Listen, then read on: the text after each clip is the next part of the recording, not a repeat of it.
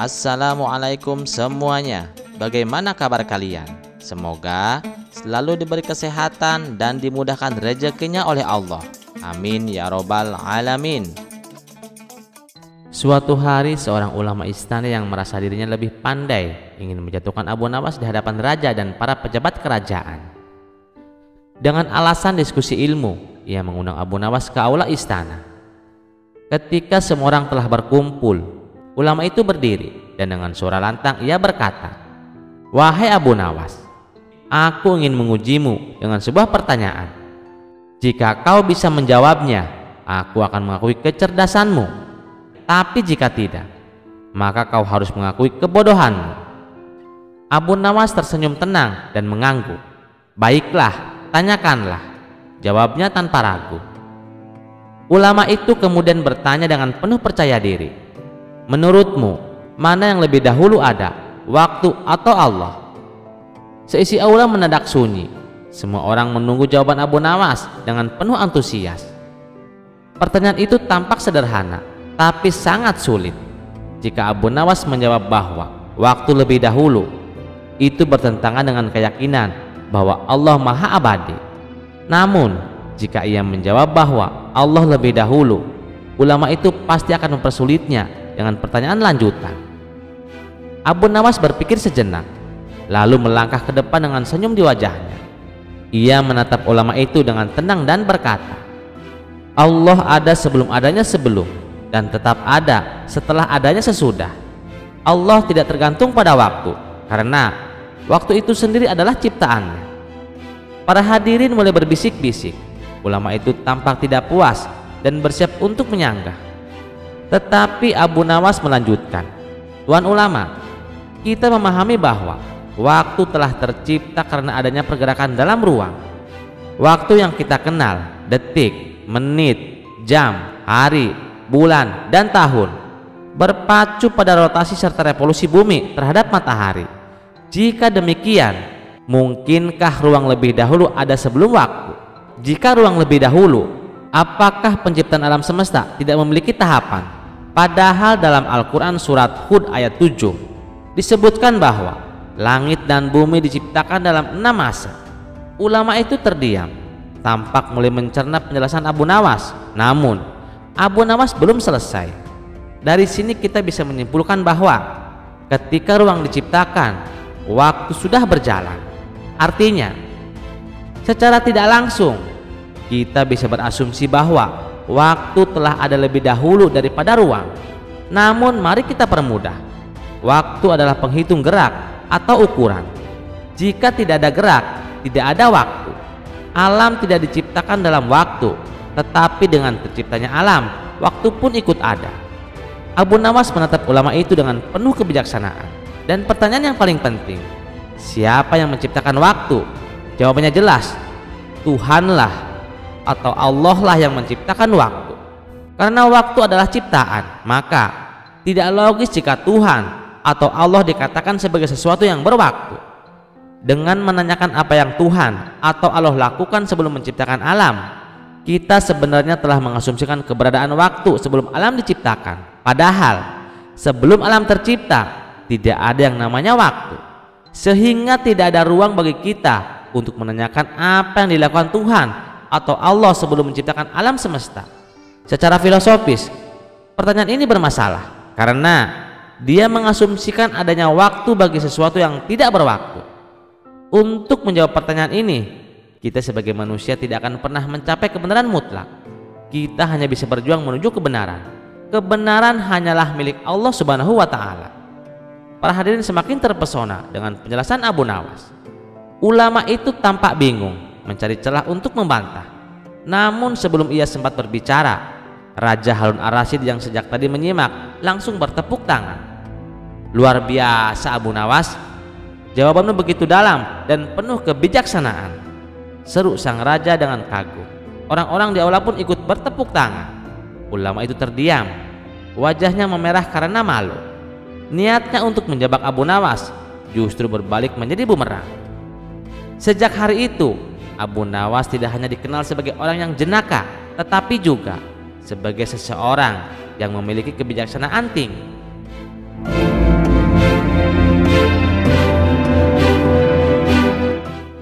Kisah selanjutnya. Pada suatu hari ada 3 orang asing memasuki kota Baghdad.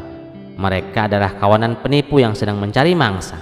Di tengah jalan mereka berpapasan dengan Abu Jahil yang kala itu terlihat membawa uang banyak di kantongnya. Maka terbesitlah niat jahat para penipu tersebut. Mereka lalu saling berbisik, "Coba lihat orang itu. Sepertinya dia itu orang bodoh. Bagaimana kalau kita perdayai?" kata penipu pertama. "Wah iya, benar itu. Apa kamu punya ide?" balas kawannya. "Gampang. Kita tuju saja dia bahwa dia telah membunuh burung milik kita dan membuangnya ke jurang. Nah, nanti kita minta ganti rugi dengan jumlah uang yang banyak." "Mana mungkin bisa, bukankah burung harganya murah?" tanya kawannya. "Lah kenapa bingung? Bilang saja burungnya bukan burung sembarangan. Burungnya pandai berbicara dan bulunya sangat indah," jawab penipu pertama dengan yakin. Setelah siasat disusun dengan matang, mereka pun segera menjalankan aksinya. Tiba-tiba mereka berteriak kepada Abu Jahil, "Kamu harus bertanggung jawab. Kamu telah membunuh burung kesayangan kami." Tentu saja Abu Jahil terkejut bukan main. "Apa-apaan kalian? Siapa kalian? Kenal saja aku tidak," balas Abu Jahil. "Jangan berpura-pura, pokoknya kamu harus bertanggung jawab," teriak mereka lebih kencang. Para warga yang melihat keributan itu pun segera berdatangan untuk melerainya. "Ada apa ini? Kenapa kalian ribut di jalan?" tanya salah satu warga. "Dia telah membunuh burung milik kami, Tuan, dan membuangnya ke jurang. Kami minta ganti rugi," kata salah satu penipu sambil menunjuk Abu Jahil. "Bohong itu, mereka itu penipu. Aku bahkan tak mengenal mereka sama sekali," ujar Abu Jahil. Pertengkaran pun terjadi bahkan lebih panas dari sebelumnya. Awalnya para warga tak percaya dengan tuduhan tersebut. Akan tetapi karena kawan penipu pandai bersandiwara, orang-orang pun mulai merasa kasihan. Apalagi Abu Jahil memang terkenal usil dan jahat. Abu Jahil, kamu selalu saja bikin ulah. Bahkan kepada orang lain pun kamu tega melakukannya," kata salah satu warga. "Kalian jangan percaya, aku sama sekali tidak pernah berbuat seperti itu," balas Abu Jahil membela diri. "Begini saja, masalah ini kita selesaikan di pengadilan biar tahu siapa yang benar dan siapa yang salah," usur warga lainnya. Maka pada hari itu juga mereka pun mendatangi rumah Tuan Hakim. Setibanya di sana, dengan memasang wajah memelas, kawanan penipu itu mengadukan masalahnya. "Wahai Tuan Hakim, kami menuntut keadilan, Tuan. Orang ini telah membunuh burung kesayangan kami," kata mereka sambil menunjuk Abu Jahil. "Tidak, Tuan Hakim, itu fitnah," protes Abu Jahil. Sudah. Ini bukan tempat untuk ribut, tapi ini untuk mencari keadilan. Dan saya akan memutuskan perkara ini dengan seadil-adilnya," kata Tuan Hakim. "Wahai Abu Jahil, apakah kamu punya saksi pembelaanmu?" tanya Tuan Hakim melanjutkan. "Tidak ada, Tuan Hakim, tapi saya bersumpah kalau saya tidak pernah melakukannya," jawab Abu Jahil. Kemudian Tuan Hakim bertanya kepada kawanan penipu itu, "Terus bagaimana dengan kalian? Apakah kalian punya saksi atas tuduhan kalian?" "Kami bertiga yang menjadi saksinya, Tuan." "Tuan Hakim, dia telah membunuh burung kami. Bukankah dengan adanya 3 saksi sudah cukup untuk membenarkannya?" jawab mereka. Sejenak Tuan Hakim terdiam mendengar pengaduan mereka. "Ya, itu benar. Lalu tuntutan apa yang ingin kalian inginkan?" "Kami menuntut ganti rugi, Tuan Hakim, yaitu uang 17.000 dinar. Karena burung yang dibunuh bukanlah burung sembarangan. Burung itu bisa berbicara layaknya manusia, dan bulu-bulunya juga sangat indah, Tuan Hakim," jawab mereka.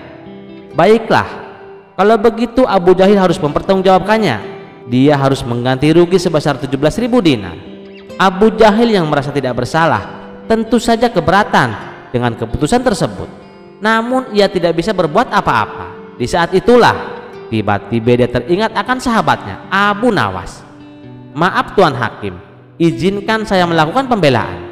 Saya ingin menghadirkan Abu Nawas, Tuan Hakim," pinta Abu Jahil. Tuan Hakim pun mengabulkan permintaannya. Abu Jahil pun meninggalkan ruang sidang untuk menemui Abu Nawas. Sesampainya di rumah Abu Nawas, Abu Jahil menceritakan masalah yang menimpanya. "Tolonglah aku, Abu Nawas. Aku dituduh membunuh burung. dan aku disuruh ganti rugi 17.000 dinar, pinta Abu Jahil. Ya tinggal bayar saja, kenapa repot-repot datang kemari, balas Abu Nawas. Tapi Abu Nawas, aku tidak melakukannya, aku bersumpah atas nama Allah. Pada awalnya Abu Nawas tidak percaya dengan Abu Jahil karena ia memang sering berbohong, bahkan terkadang membuat fitnah kepada dirinya. Kalau kamu memang tidak melakukannya, apa buktinya dan siapa saksinya? Tanya Abu Nawas. Itulah yang membuatku bingung Abu Nawas. Aku sama sekali tidak ada saksi dan bukti. Tapi demi Allah, aku tidak melakukannya, kata Abu Jahil. Abu Jahil mulai meneteskan air mata. Mendapati keadaan Abu Jahil yang demikian, barulah Abu Nawas percaya bahwa kali ini Abu Jahil memang tidak bersalah. Baiklah Abu Jahil, aku akan menolongmu. Ayo kita ke rumah Tuan Hakim, ucap Abu Nawas. Ketika Abu Nawas berada di ruangan sidang, ia mengungkap kebenaran dengan cara yang aneh tapi cerdik. Ia meminta kepada 3 kawanan penipu supaya duduk saling berjauhan. Kemudian masing-masing diberi batasan kosong. Abu Nawas lalu berkata dengan suara lantang di hadapan orang-orang yang ada di ruangan sidang, "Para hadirin, saya minta agar kalian tidak ada yang bersuara. Ini demi mengungkap kebenaran atas kasus yang sedang terjadi. Saya akan bertanya kepada kalian bertiga yang telah menuduh Abu Jahil. Tulis jawaban kalian di sebuah kertas yang sudah saya bagikan. Kalau salah satu dari kalian ada yang bersuara, berarti tuduhan kalian terhadap Abu Jahil adalah fitnah. Pertanyaannya adalah, sebutkan nama burung yang telah dibunuh Abu Jahil dan sebutkan warna bulunya." Mendengar hal itu, 3 kawanan penipu menjadi kalang kabut. Mereka tak menyangka dengan pertanyaan tersebut. Setelah ketiganya selesai menulis jawaban, Abu Nawas segera mengambil kertas jawaban tersebut. Abu Nawas segera mengambil kertas jawaban mereka. Kemudian dengan lantang Abu Nawas membacanya satu persatu. "Kalian yang di sini, tolong dengarkan baik-baik. Jawaban pertama, burung nuri dan warna bulunya merah. Jawaban kedua, burung merak dan warna bulunya hijau. Dan jawaban yang ketiga adalah burung beo dan warna bulunya hitam." Abu Nawas lalu berkata, "Nah, di sini tidak ada satupun jawaban yang sama. Mereka menyebutkannya berbeda-beda. Wahai Tuan Hakim, apakah mungkin satu burung bisa berubah-ubah warna dan namanya?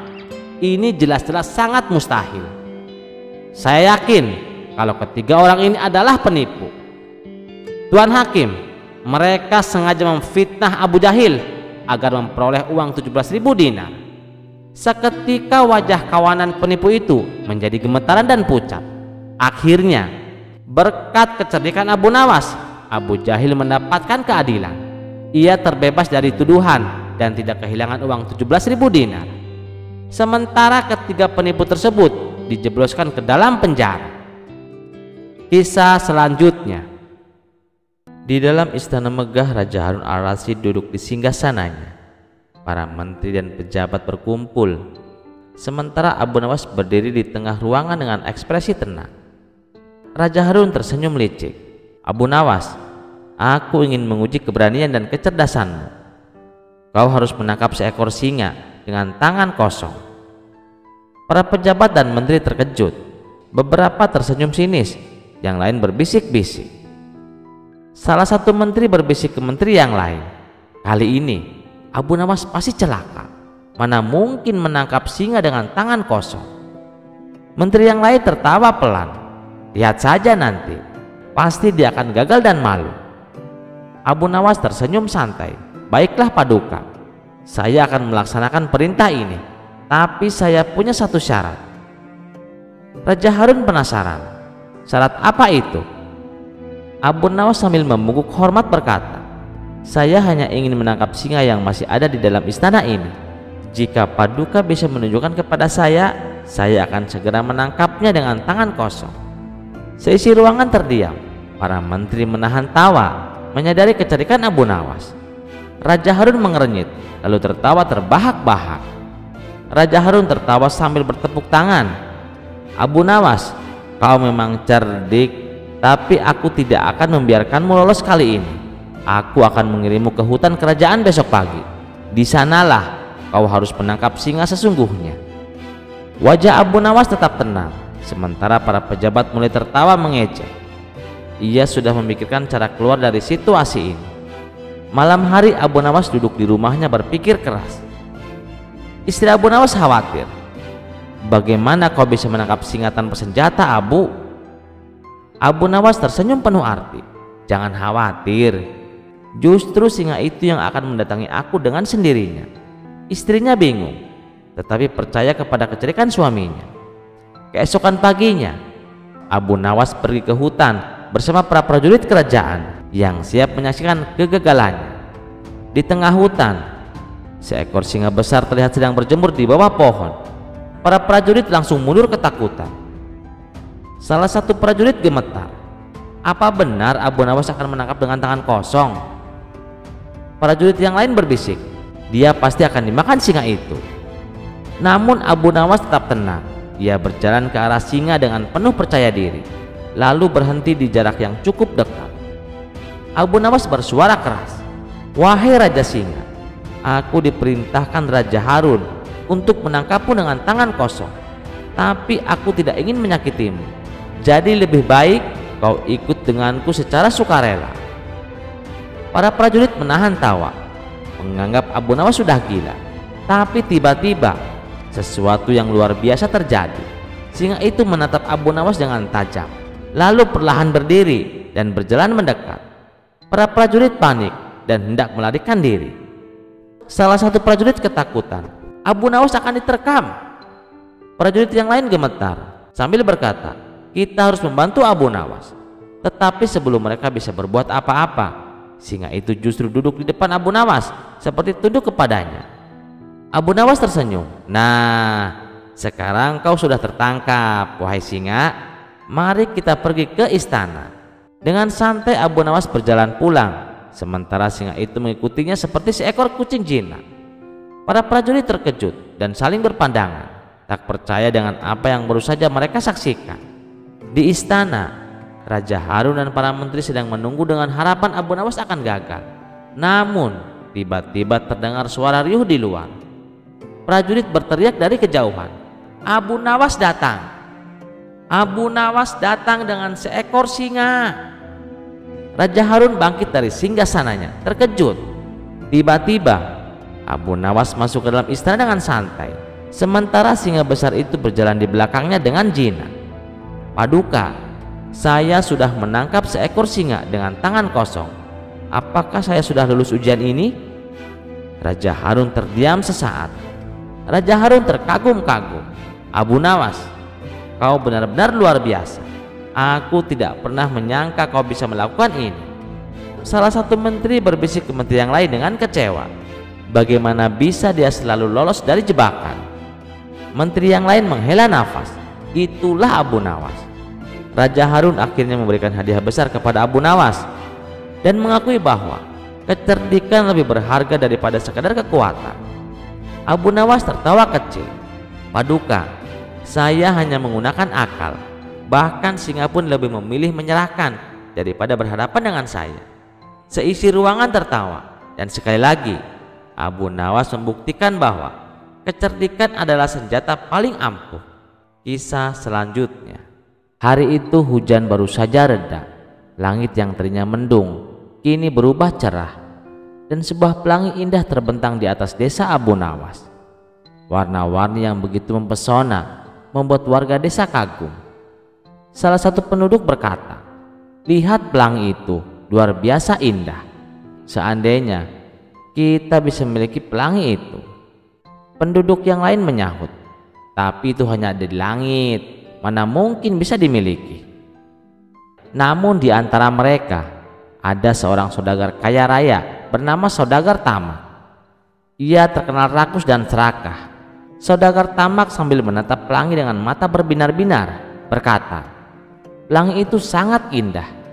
Jika aku bisa memilikinya, pasti orang-orang akan datang dan membayarku untuk melihatnya."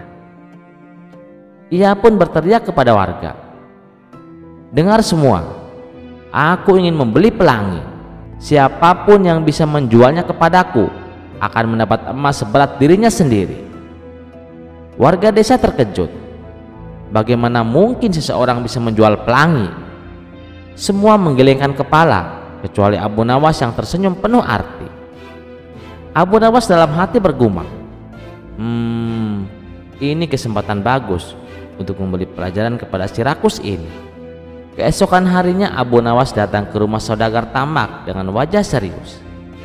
Kemudian Abu Nawas berkata, "Tuan saudagar, aku bisa menjual pelangi itu kepadamu." Saudagar tamak dengan mata berbinar-binar berkata, "Benarkah? Cepat katakan, bagaimana caranya?" Abu Nawas pura-pura berpikir keras. Karena pelangi sangat langka, harganya juga tidak murah. Saudagar tamak bersemangat. "Tak masalah, berapapun harganya, aku sanggup membayarnya. Katakan saja caranya." Abu Nawas melanjutkan, "Begini, pelangi itu hanya bisa dipindahkan menggunakan jaring emas murni. Jadi, pertama-tama kau harus memberiku emas sebanyak mungkin untuk membuat jaring-jaring itu." Saudagar tamak berpikir cepat. "Baik, aku akan memberimu emas, tapi setelah itu kau harus menyerahkan pelangi itu kepadaku." Abu Nawas berkata, "Tentu saja tuan, percayalah kepadaku." Saudagar tamak langsung memberikan sekantong besar emas kepada Abu Nawas. Ia yakin pelangi akan segera menjadi miliknya. Hari berikutnya, Abu Nawas membawa sebuah jaring biasa yang dicat emas dan naik ke bukit. Di bawah, saudagar tamak dan warga desa berkumpul ingin melihat bagaimana Abu Nawas menangkap pelangi. Salah satu penduduk berkata, "Apakah mungkin Abu Nawas menangkap pelangi?" Penduduk yang lain menyahut, "Abu Nawas selalu punya akal, kita lihat saja." Di atas bukit, Abu Nawas mulai melempar jaring ke arah pelangi. Setiap kali jaring dilempar, ia berteriak dramatis, seolah-olah sedang berusaha keras menangkapnya. Abu Nawas berpura-pura kesulitan. "Aduh, pelangi ini sangat sulit ditangkap, tapi aku hampir berhasil." Saudagar tamak bersemangat, "Cepat tangkap Abu Nawas, aku sudah membayarmu mahal." Setelah beberapa kali melempar jaring, Abu Nawas akhirnya menyerah dan turun dengan wajah sedih. Abu Nawas berkata, "Tuan saudagar, ada masalah besar." Saudagar tamak bertanya, "Apa kau gagal menangkap pelangi?" Abu Nawas berpura-pura menyesal dan menjawab, "Tidak, bukan itu. Aku berhasil menangkapnya, tapi pelangi ini tidak bisa bertahan lama. Begitu aku menangkapnya, ia langsung menghilang." Penduduk lain menyahut, "Oh iya, pelangi memang hanya muncul sebentar." Saudagar tamak panik. "Jadi, bagaimana aku bisa memilikinya?" Abu Nawas menghela napas. "Satu-satunya cara agar kau bisa memiliki pelangi selamanya adalah dengan membangun kolam emas di rumahmu. Jika cahaya matahari menyelami kolam itu, warna-warna pelangi akan muncul setiap saat." Saudagar tamak berpikir keras. "Kolam emas? Itu pasti mahal sekali." Abu Nawas berkata, "Tentu saja, tapi jika kau tidak mau kehilangan pelangi, kau harus segera membangun kolam itu sebelum warnanya benar-benar hilang dari langit." Saudagar tamak panik.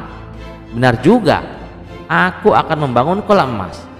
Tanpa berpikir panjang, saudagar tamak mengeluarkan seluruh hartanya untuk membangun kolam emas. Beberapa hari kemudian kolam emas itu selesai dibangun. Saudagar tamak menunggu dengan penuh harapan, tapi pelangi tidak pernah muncul di kolamnya. Saudagar tamak bingung, kenapa tidak ada pelangi? Abu Nawas menipuku. Ia pun pergi mencari Abu Nawas, tetapi Abu Nawas sudah menggunakan emasnya untuk membantu warga miskin di desa. Abu Nawas tersenyum sambil menikmati teh berkata, "Pelangi adalah keindahan yang hanya bisa dinikmati, bukan dimiliki. Keserakahanmu yang membuatmu tertipu oleh dirimu sendiri." Saudagar tamak menyesal, menangis di depan kolam emas yang sia-sia. "Abu Nawas, kau menipuku." Salah satu penduduk berkata, "Pelajaran yang bagus. Pelangi bukan untuk dijual, tetapi untuk dinikmati oleh semua orang." Penduduk yang lain melanjutkan, "Saudagar tamak pantas mendapatkannya." Sejak kejadian itu, saudagar tamak berubah. Ia sadar bahwa tidak semua hal bisa dibeli dengan uang, terutama keindahan alam. Sementara itu, Abu Nawas tersenyum puas. Lagi-lagi ia berhasil menggunakan kecerdikannya untuk memberi pelajaran kepada orang-orang yang tamak. Keindahan tidak selalu untuk dimiliki, tetapi untuk dihargai dan dinikmati. Kisah selanjutnya. Hari itu kerajaan Raja Harun dilanda kegelisahan yang luar biasa. Tanah yang selama ini kokoh tiba-tiba bergetar. Gempa bumi mengguncangkan desa-desa, rumah-rumah retak, dan warga berhamburan keluar dengan wajah ketakutan. Tanah bergoyang, ya Allah, selamatkan kami ya Allah, teriak warga. Suasana menjadi semakin mencekam ketika gempa terjadi setiap hari. Meskipun hanya sebentar, ini bukan lagi gempa biasa, seperti ada sesuatu yang sengaja mengguncang negeri ini. Di istana, Raja Harun mulai khawatir. Raja Harun dengan wajah tegang berkata, "Panggil para penasehat, kita harus mencari tahu apa penyebab bencana ini." "Baginda, ini mungkin peringatan dari langit, atau ada seseorang yang membuat kesalahan besar hingga negeri ini terkena kutukan," ujar penasehat istana. Tiba-tiba seorang prajurit berteriak di tengah rapat istana, "Baginda, rakyat telah menemukan tersangka yang menyebabkan gempa." "Siapa? Cepat katakan." "Abu Nawas, Baginda," sahut prajurit. Raja Harun kemudian memerintahkan prajurit untuk menangkap Abu Nawas. Abu Nawas yang sedang asik minum teh di rumahnya tiba-tiba ditangkap oleh prajurit kerajaan. Ia diarak menuju istana dengan tuduhan sebagai penyebab gempa bumi. Abu Nawas berkata, "Astagfirullah, apa salahku kali ini?" Di depan istana, ratusan warga berkumpul. Mereka meneriakkan kemarahan mereka kepada Abu Nawas. "Abu Nawas, kau selalu punya akal licik. Apa kau melakukan sesuatu hingga negeri ini bergetar? Apa kau menyimpan sesuatu yang membuat bumi marah?" kata salah satu penduduk. Penduduk yang lain menyahut, "Kita harus menghukumnya agar gempa berhenti." Raja Harun menatap Abu Nawas dengan tajam. "Abu Nawas, apakah kau yang menyebabkan gempa ini?" Abu Nawas tersenyum tenang. "Baginda, hamba hanyalah manusia biasa. Bagaimana mungkin hamba bisa mengguncangkan bumi?" Penasihat istana menyahut, "Tapi Baginda, kemarin ada yang melihat Abu Nawas berdoa sendirian di bukit sebelum gempa terjadi." Raja Harun terkejut. "Apakah kau berdoa meminta gempa, Abu Nawas?" Abu Nawas menarik nafas. "Baginda, jika memang doa hamba bisa membuat bumi berguncang, maka izinkan hamba berdoa sekali lagi untuk menghentikan gempa." Warga mulai berbisik, jika Abu Nawas benar bisa menghentikan gempa, maka ia harus membuktikannya. Malam itu, Raja Harun, penasihat kerajaan, prajurit, dan seluruh penduduk berkumpul di alun-alun. Sedangkan Abu Nawas berdiri di tengah dengan tenang. Suasana menjadi hening, hanya suara angin malam yang berbisik. Dengan penuh khusyuk, Abu Nawas mengangkat tangan ke langit dan mulai berdoa. Abu Nawas berdoa dengan suara lantang dan penuh penghayatan. "Ya Allah, Tuhan yang Maha Kuasa, jika gempa ini adalah peringatan untuk kami, maka berilah kami petunjuk. Jika ini adalah ujian, maka kuatkanlah hati kami. Dan jika ini adalah murka-Mu, maka ampuni kami. Hamba-Mu yang lemah ini memohon, hentikanlah guncangan yang membuat hati kami gelisah." Tiba-tiba angin berhembus kencang. Langit yang sebelumnya gelap kini mulai cerah, seolah ada cahaya lembut yang turun dari langit. Dan saat itu juga bumi berhenti bergetar. Subhanallah, gempa berhenti. Doa Abu Nawas dikabulkan. Ternyata dia bukan penyebab gempa, tetapi dia penyelamat kita, ucap salah satu penduduk. Melihat hal itu, Raja Harun akhirnya menyadari bahwa Abu Nawas telah difitnah. Raja Harun dengan wajah malu berkata, "Abu Nawas, aku menuduhmu tanpa bukti, maafkan aku." Abu Nawas tersenyum bijak, lalu berkata, "Baginda, yang penting adalah kita semua belajar sesuatu hari ini. Jangan cepat menuduh sebelum memahami kebenaran." Penasehat menyahut, "Tapi Baginda, jika Abu Nawas bukan penyebabnya, Lalu apa yang menyebabkan gempa? Saat itulah seorang ahli geologi kerajaan datang dengan membawa laporan. Ahli geologi itu berkata, "Baginda, setelah kami teliti, ternyata gempa ini terjadi karena pergerakan lempeng bumi. Ini adalah kejadian alam, bukan karena perbuatan manusia." "Jadi, ini murni fenomena alam?" tanya Baginda Raja. "Benar Baginda, tapi yang mengejutkan, gempa memang sudah masuk ke fase akhir dan akan berhenti secara alami. Doa Abu Nawas hanya kebetulan terjadi bersamaan." Abu Nawas tersenyum licik dalam hati. "Tak perlu ada yang tahu bahwa aku juga sudah memperhitungkan itu." Hari itu nama Abu Nawas dibersihkan. Warga yang dulu menuduhnya kini memohon maaf. Abu Nawas pun berkata, "Allah Maha Kuasa. Jika kita berserah diri, maka Dia akan memberikan pertolongan. Jangan mudah menyalahkan orang lain atas musibah yang menimpa." Sejak saat itu kerajaan tidak mudah percaya pada gosip. Mereka belajar bahwa bencana bisa dijelaskan dengan ilmu pengetahuan, dan doa tetap menjadi kekuatan yang menenangkan hati. Sementara itu Abu Nawas tersenyum puas. Lagi-lagi ia berhasil lolos dari tuduhan dengan cara yang cerdik. Kisah selanjutnya. Hari itu suasana di kerajaan begitu aneh. Malam terasa panjang dan matahari tak kunjung terbit. Warga mulai panik. Biasanya fajar menyingsing tepat pada waktunya. Di pasar para pedagang bingung. Ayam jago yang biasa berkokok di pagi hari kini diam kebingungan. Penduduk saling berbisik, bertanya-tanya apa yang sebenarnya terjadi. "Kenapa matahari belum muncul? Ini bertanda buruk. Mungkin ini hukuman dari langit atau ulah seseorang," ujar salah satu penduduk. "Aku mendengar desas-desus bahwa ini pasti ulah Abu Nawas," sahut penduduk yang lain. Warga pun mulai mencari seseorang yang bisa mereka salahkan. Dan siapa lagi kalau bukan Abu Nawas, si cerdik yang selalu punya akal-akalan. Di pagi yang gelap itu istana Raja Harun dipenuhi kecemasan. Para penasihat istana datang dengan wajah tenang. Raja Harun mengerutkan dahi. "Apa yang terjadi? Kenapa matahari tidak terbit?" "Hamba tidak tahu Baginda, namun rakyat mulai resah dan mereka menuduh Abu Nawas sebagai penyebabnya," jawab penasihat istana. Raja Harun terkejut. "Apa? Kenapa Abu Nawas?"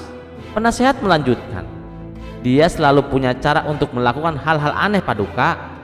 Beberapa warga mengaku melihatnya mengangkat tangannya ke langit semalam, seolah-olah sedang mengambil matahari." Raja Harun berdiri marah. "Panggil Abu Nawas ke istana.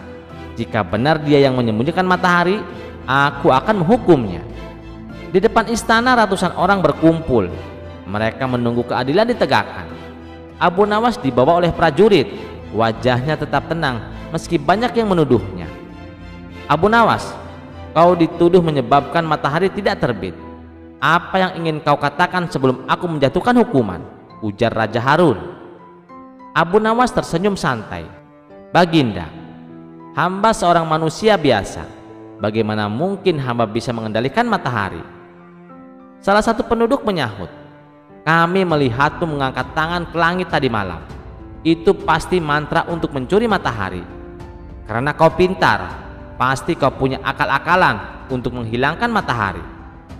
Hukum Abu Nawas, bawa kembali matahari," tambah penduduk yang lain dengan wajah emosi.